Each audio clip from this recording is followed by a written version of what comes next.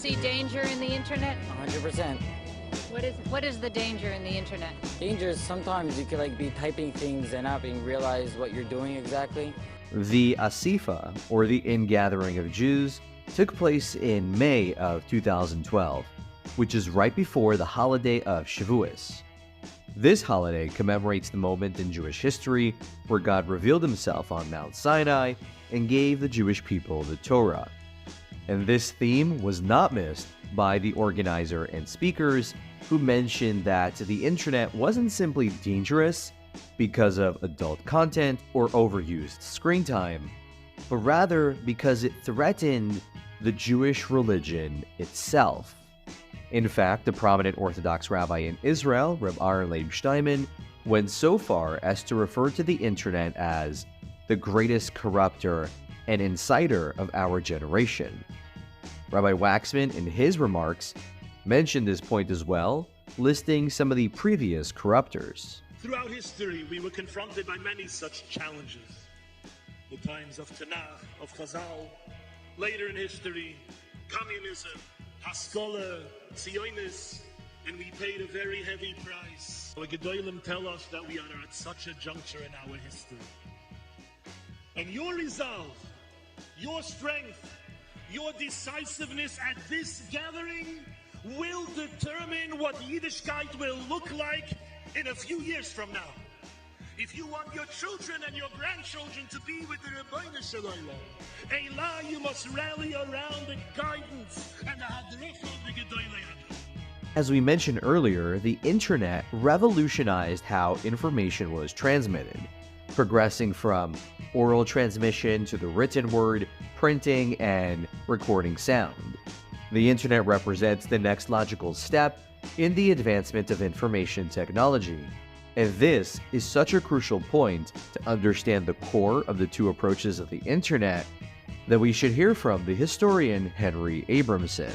There are about 4 key moments in Jewish history where we had kind of an inflection point that related to communication technology. The period when we went from orality to manuscript, right, in times of Yehuda Nasi, when we went from just having to be physically with a rabbi to learn the Torah, and then you would have it, to the point where you actually had text written down. And that tremendously expanded the survivability of Judaism because it made it portable. And it was controversial, but extremely efficacious at preserving Jewish identity. Then we had another major moment when Gutenberg invented the printing press. Jews were early adopters of that technology. They loved it. In fact, there's some suggestions that the first movable type may have been in Hebrew rather than in German Roman letters. And all of a sudden, you could take hugely expensive, difficult to produce manuscripts, and you could produce much cheaper books, right? Vastly expanding the readership, literacy, and allowing a whole new generation of Jews to appreciate their Yiddishkeit rather than disappearing into assimilation, conversion, and so on. And the next big moment, of course, is the internet. Since the mid-90s, all of a sudden, we have this incredible possibility to reach so many people by going digital, and you're participating in that, and we're doing that right now. Yeah. We are taking advantage of this Gutenberg moment to hopefully reach a much larger group of Jews with the message of why you should connect. This sentiment expressed by Abramson can best be summed up by a tweet I saw, which said, "Was there an Asifa when Gutenberg invented the printing press?" Well, actually, yes. Well, not literally. Okay, I'm gonna let Dr. Abramson continue to explain. Those complaints were raised with printing as well. People were saying, oh my gosh, if you can print things so cheaply, there's going to be so much garbage on the streets. And there was, but nevertheless, we still appreciated books. And, the cream rises to the top. We save those books that are still extremely valuable. And hopefully they'll save these podcasts because they're so extremely valuable. Of course, the isolationist would disagree with this viewpoint that the internet is just another information technology, since the dangers of corrupting Yiddishkeit definitely outweigh the benefits. And besides the issues you've already mentioned, there's this new issue of corrupting an entire generation with misinformation. And in his speech, Rabbi Waxman made this point very clear. The internet is no longer a tool or a device. The problems are no longer just that it's an easier or quicker way for someone to access inappropriate material. Today, the internet is a culture.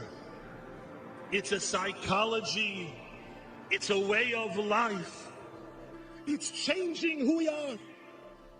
You can see it in the ebbing of the light and the vacant eyes of the younger light, of the jittery inattentiveness of our children, and the flippant and callous language and attitudes, the cynicism, the late soreness. People are changing. They become someone else. Whether you're on the right or left wing, politically or religiously, I think we can all agree that the internet can definitely spread misinformation. In fact, in the documentary The Social Dilemma, the tech executives mentioned that this is also another feature of their system, since clickbaity misinformation can actually drive engagement on their platforms. We've created a system that biases towards false information.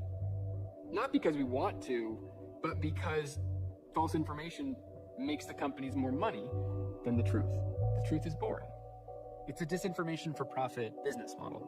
You make money the more you allow unregulated messages to reach anyone for the best price. But again, this is where the side of inoculation would say that it's our responsibility to educate students how to use the internet properly and sort out what is valid and what isn't, as opposed to strictly avoiding it, as Abramson in that very same interview makes clear. So I like to think of this as a difference between knowledge and wisdom. And I think that my generation has a deep responsibility to try and provide, as weak as we are, some measure of wisdom to younger people so they understand properly that the internet appears flat, like everything is all equal, but it's not at all flat. There are, huge mountains of value that stand right beside the cesspools of dangerous misinformation. Wow. And you have to figure out, how am I going to find the mountain to climb? I don't even know what it looks like.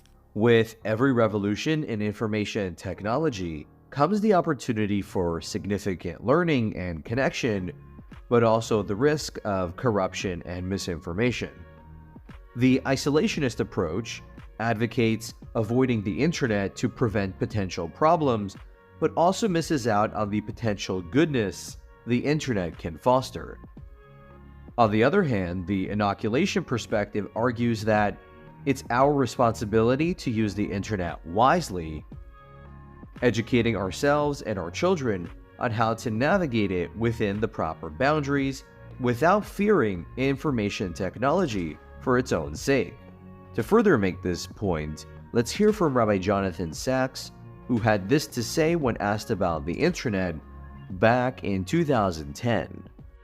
So I do see that every time we create a problem for ourselves, the Almighty creates a solution. And right now, He sent us the internet. He sent us YouTube.